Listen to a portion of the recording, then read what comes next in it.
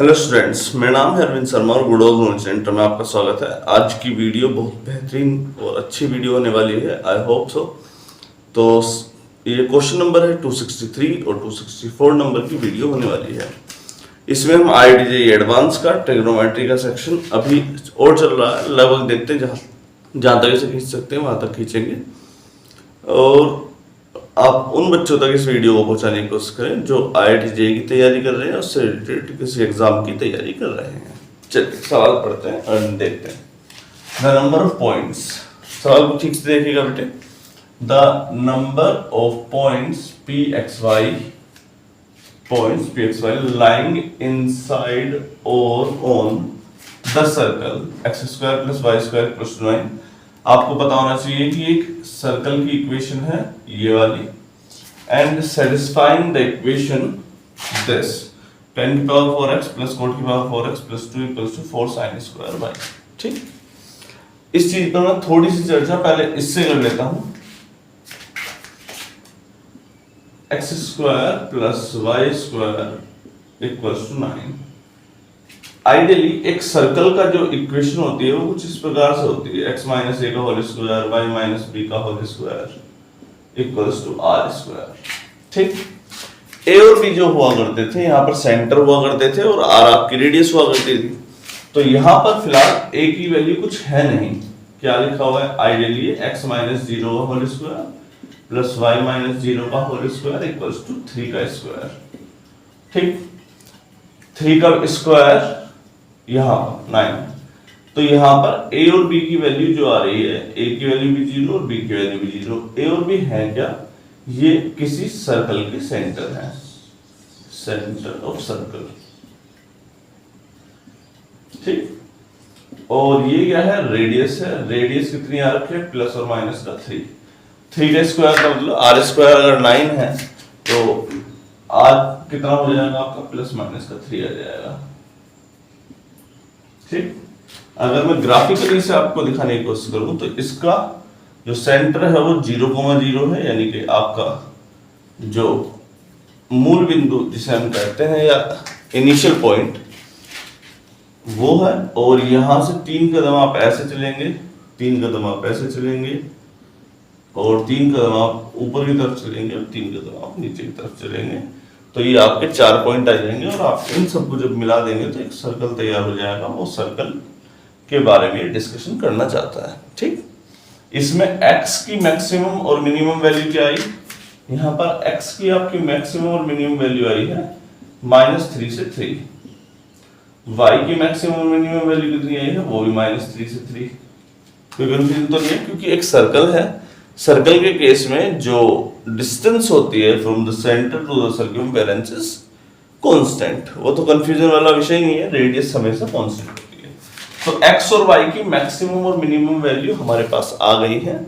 अब हमें दूसरी वाली इक्वेशन से x और y की मैक्सिमम और मिनिमम वैल्यू चेक करनी है और देखनी है इसके इंटरवल में कितने pxy बन रहे हैं।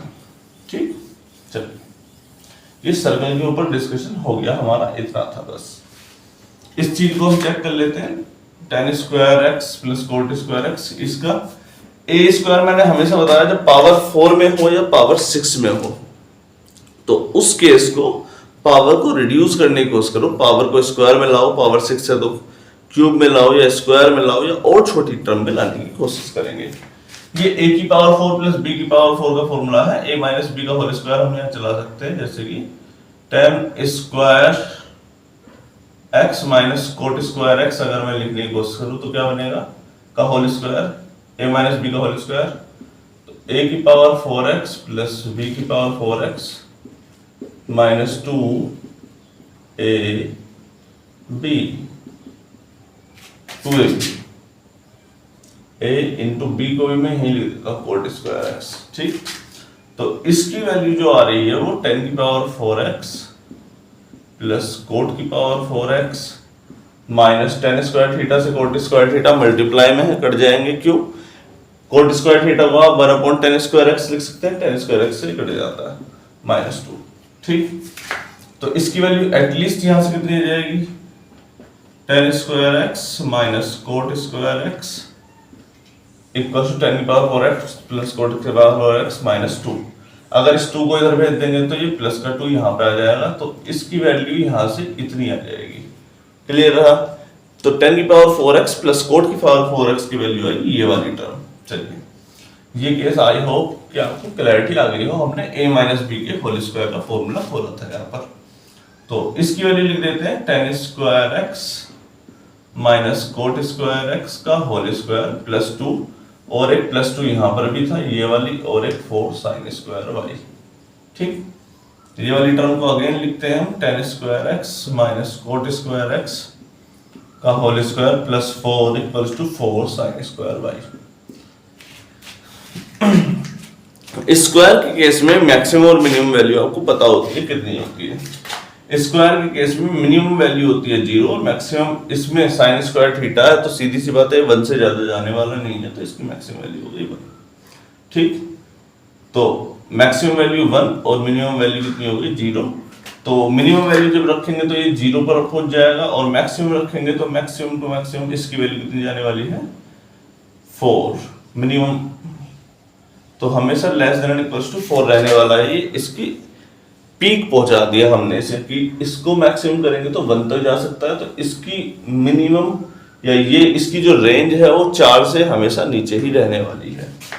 ठीक, इसकी बात करें तो ये एक सब्ट्रैक्शन है tan थीटा और cot थीटा में, और उसका स्क्वायर है, तो इसकी जो वैल्यू आने वाली है वो 0 जाएगी मिनिमम, और अप टू आगे जैसे जैसे चलते जाएंगे वो बढ़ती जाएगी, क्योंकि स्क्वायर है तो एक पॉजिटिव नंबर ही आना है। तो मिनिमम वैल्यू 0 और 0 प्लस 4, इसकी मिनिमम वैल्यू कितनी जा रही है 4। तो इस वाली लेफ्ट हैंड साइड की जो मिनिमम है वो 4 है, इसकी मैक्सिमम जो है वो 4 है।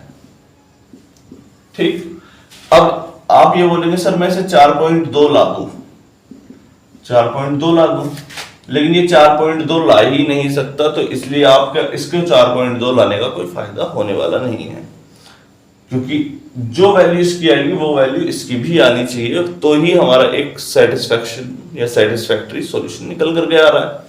तो हमें इसकी मिनिमम वैल्यू और इसकी मैक्सिमम वैल्यू को आप इक्वल कर देना है। तो इसकी मिनिमम वैल्यू जब आ रही है, जब ये वाली टर्म कैसी हो जा रही है 0 के इक्वल। 0 के इक्वल कब होगी? जब ये दोनों इक्वल होते हैं। tan थीटा और cot थीटा कब इक्वल होते हैं? जब दोनों की वैल्यू 1 आ जाए। tan थीटा की वैल्यू 1, इसकी वैल्यू 1, तो tan स्क्वायर थीटा की वैल्यू 1 रख दो। तो बेटे ये तो आप जानते ही होंगे, tan स्क्वायर थीटा अगर 1 आ गया मान लो, तो tan स्क्वायर थीटा को अगर आप 1/cot स्क्वायर x रखें तो इसकी वैल्यू 1/1 आ जाएगी, यानी कि cot स्क्वायर x की भी वैल्यू 1 आ जाएगी, और tan स्क्वायर थीटा से cot स्क्वायर थीटा 1 - 1 0 आ जाएगा। तो हमारे पास जो एवरेज सॉल्यूशन आ रहा है वो आ रहा है tan square x equals to 1, यानी कि tan square x equals to 1 का स्क्वायर, और tan थीटा कितना आ रहा है प्लस माइनस का 1 आ रहा है। ठीक, दो केस जनरेट हुए, प्लस माइनस का 1, ये वाला tan थीटा का केस जनरेट हो गया यहां से। इसकी मैक्सिमम वैल्यू कब आई? जब इसकी वैल्यू आपने कितनी रखी थी 1, साइन स्क्वायर y की वैल्यू कितनी रखी है आपने 1, यानी कि 1 का square.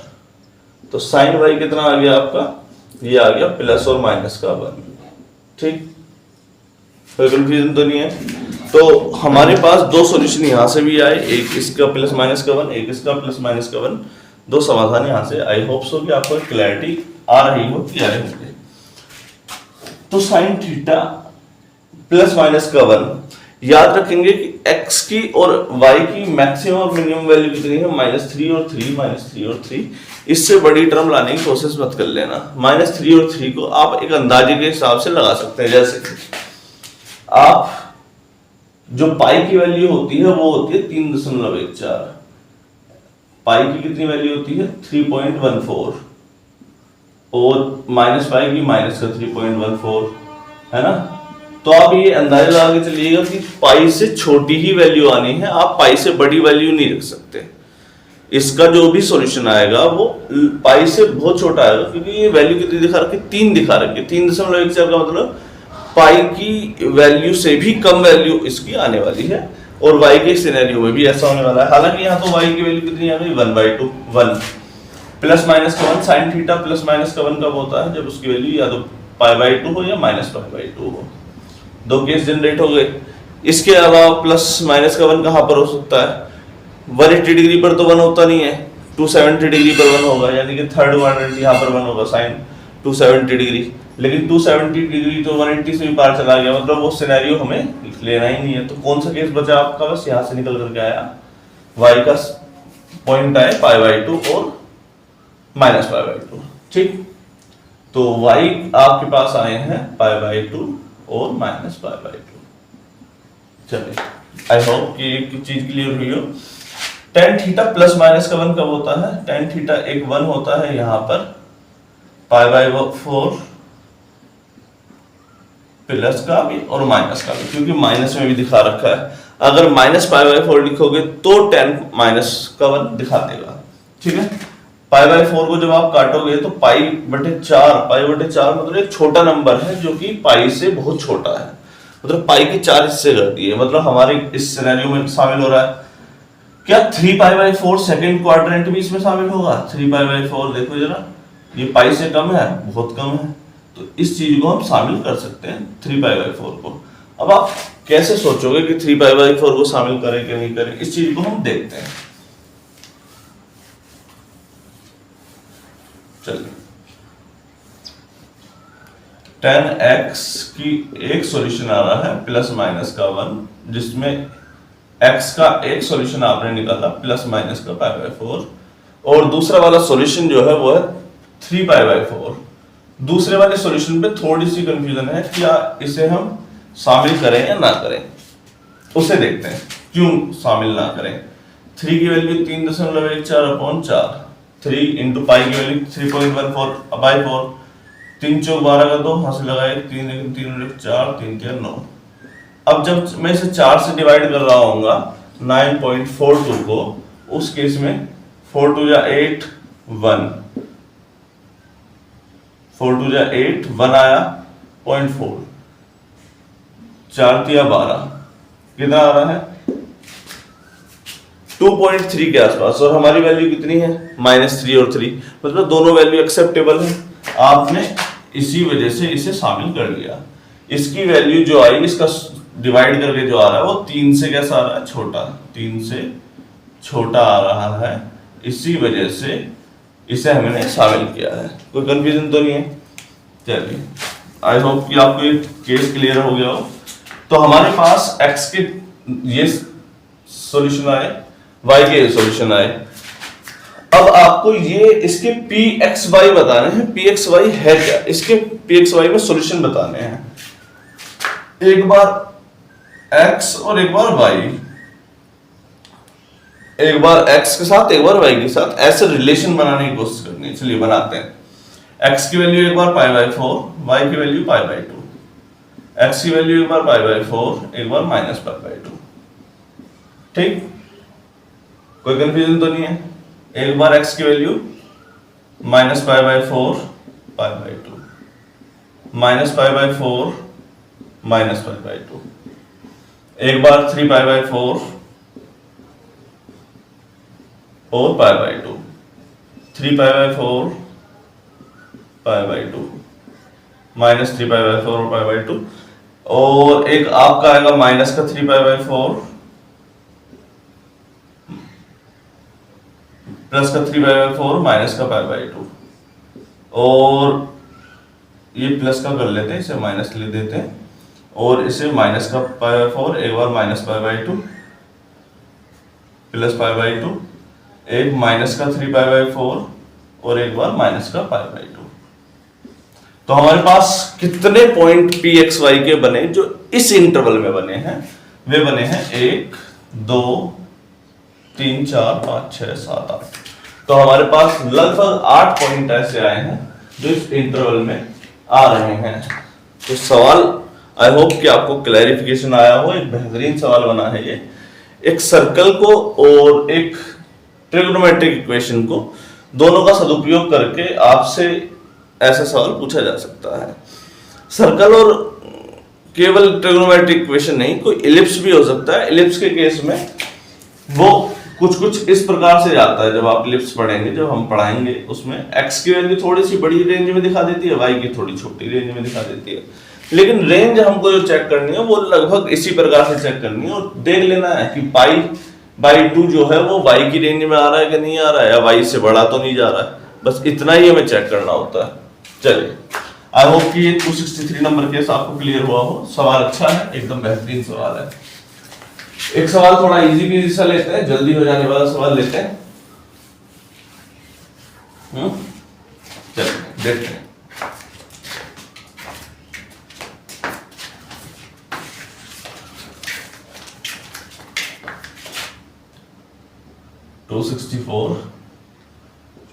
The number of distinct real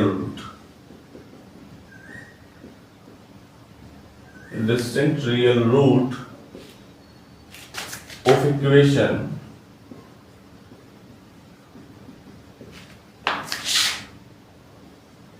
cos √2 plus 1/2x cos √2 minus 1/2x equals to 1।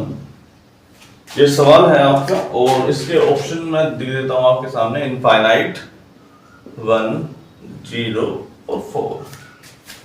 ये तीन ऑप्शन आपके सामने हैं। जल्दी से करेक्ट करने की कोशिश करेंगे कि इसके सॉल्यूशन कितने आ रहे हैं। ये इक्वेशन मैंने बड़ी आसान से ली है ताकि बच्चों को आज कोई कंफ्यूजन ना हो। दिखाई दे रहा है ये, इसमें थोड़ा सा और आगे कर लेते हैं इसे। हाँ, वेरी गुड। हाँ, अब नजर आ रहा है। The number of distinct real roots of equation cos √2 plus 1/2x cos √2 minus 1/2x equals to 1। ये इक्वेशन बड़ी आसान इक्वेशन है, और इसको देखिए और करने की कोशिश करते हैं, है ना। ये एक फॉर्मूला है 2 cos A cos B type का। कौन सा?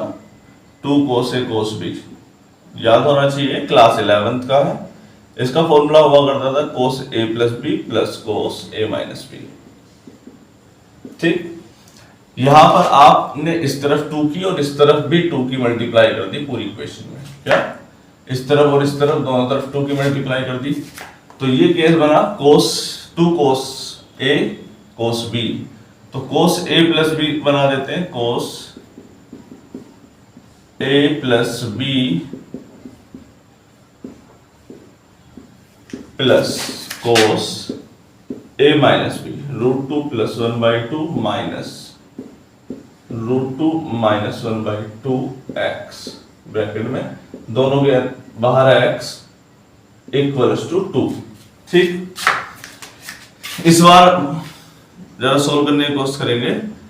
√2/2 plus 1/2 plus √2/2 minus 1/2 और ब्रैकेट के बाहर x plus cos √2/2 plus 1/2 minus √2/2 minus minus plus का 1/2 ब्रैकेट के बाहर x इक्वल्स टू 2। यहां पर जो कट रहा है वो एक आसान सी टर्म है, 1/2 से 1/2 कट गया। यहां पर क्या बच रहा है? cos 2 into √2/2 प्लस cos √2/2 से कट गया 2 into 1/2 equals x equals to 2। ठीक, 2 से 2 कट गया। यहां पर क्या आ रहा है? cos √2x plus cos x equals to 2। ये आपकी सिंपल सी इक्वेशन सोल्व करके आई है। अब इसको आपको एग्जाम में देखना पड़ेगा कि ये करना कैसे है आइडियली, क्योंकि अगर आप और ज्यादा अपना दिमाग लगाने लग जाएं कि cos x की वैल्यू 1 रखें, 3 रखें, 4 रखें और फिर ट्रिगोनोमेट्रिक इक्वेशन, ऐसा कुछ मत सोचने लग जाना। ठीक, इसको ध्यान से देखना। cos √2x cos x equals to 2। इसकी cos थीटा की मैक्सिमम वैल्यू जा सकती है 1, मिनिमम -1। इसकी cos के अंदर कुछ भी हो, इसकी मैक्सिमम वैल्यू जा सकती है 1। तो राइट साइड में कितना दे रखा है 2, लेफ्ट साइड में cos x के 2 केसेस दे रखे हैं। इसका मतलब 2 लाने के लिए इन दोनों को अपनी मैक्सिमम वैल्यू पे जाना पड़ेगा, और इन दोनों को अगर अपनी मैक्सिमम वैल्यू पे जाना पड़ेगा मतलब इन दोनों को कितना होना पड़ेगा 1 1, इन दोनों को कितना होना पड़ेगा 1 1 ही होना पड़ेगा। इट मेक्स ए सेंस कि इस वाले अंदर वाले केस को भी क्या होना पड़ेगा 0, cos 0 पर कितना होता है 1, cos 0 पर कितना होता है 1, तो √2x की वैल्यू भी कितनी हो जाएगी आपकी, वो भी 0, x की वैल्यू भी 0। इसका मतलब हमारे पास केवल एक ही सॉल्यूशन आया है यहाँ से, x की वैल्यू कितनी 0, जिस पर ये अपनी वैल्यू कितनी दिखाएगा 1। चलिए, तो number of distinct and real roots of the equation is this. तो ये x इक्वल्स टू 0 पर ये कौन से सिनेरियो को दिखा रहा है, 2 को दिखा रहा है। तो हमारे पास सॉल्यूशन कितने आ गए, आई थिंक 1 सॉल्यूशन आ गया है, तो 1 इसका आंसर है। तो आई होप कि आपको ये केस क्लियर हुआ हो, काफी इजी केस था। आप इस वीडियो को शेयर करें अगर आपको पसंद आई है, सब्सक्राइब करें और चैनल को मोटिवेट करते रहें, हमें मोटिवेट करते रहें। अदरवाइज हम आपको मोटिवेट करेंगे अच्छे अच्छे सवाल ला करके। चलिए, आज के लिए इतना ही, नमस्कार।